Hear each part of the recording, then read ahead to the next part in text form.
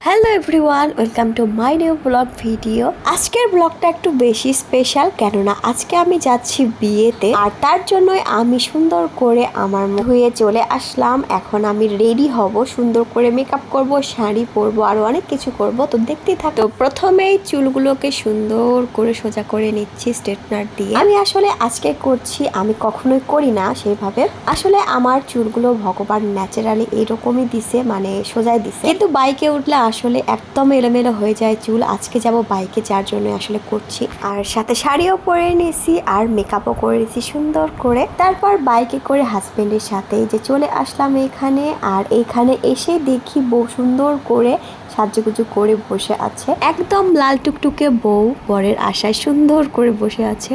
আমরাও যে বসেছিলাম, কেননা বর আসছিল না, প্রায় 10টা-11টা বেজে গেছিল, তারপর বর আসছিল না। এর অপেক্ষা করতে করতে তো প্রচন্ড ক্ষুধা লেগে গেছিল, তো খাবার খাইতে বসে পড়ছিলাম আমরা সবাই। আজকে আমাদের বাড়ি থেকে সবাই আসছি, মানে আমার শ্বশুর শাশুড়ি, আমার হাজবেন্ড, আমার মেয়ে আর আমি। তো সবাই একসাথে সুন্দর করে খাবার খেয়েও নিলাম। এইদিকে আমার মেয়ের শরীর একটু খারাপ থাকার কারণে ও আসলে একটু ঝামেলা করছিল, বাড়িতে যাইতে চাচ্ছিল, কিন্তু আমি আসলে বরকে না দেখে যাইতে চাচ্ছিলাম না। কেননা বিয়েতে এসে বরকে যদি না দেখি, বিয়েই যদি না দেখি, তাহলে এখানে এসে লাভ কি আছে? রাত যতই হোক তবুও বরকে দেখেই যাব, যদিও বিয়ে না দেখতে পারি। এইদিকে আমার মেয়ে গান শুনে প্রচন্ড নাচ করছিল, মেয়ে এইদিকে নাচ করছিল আর আমি বসে বসে এই যে বোনের সাথে গল্প করছিলাম। তারপর আবার গেছিলাম ছায়া মণ্ডপের এখানে দেখতে, কেমন কিভাবে সাজাইছে সবকিছু। এইগুলো দেখতে দেখতে হঠাৎ শুনলাম যে বর চলে আসছে। তো বরকে দেখার জন্য একদম গেটে চলে আসলাম। এখানে সবকিছু আয়োজন করে রাখছে বরকে বরণ করার জন্য।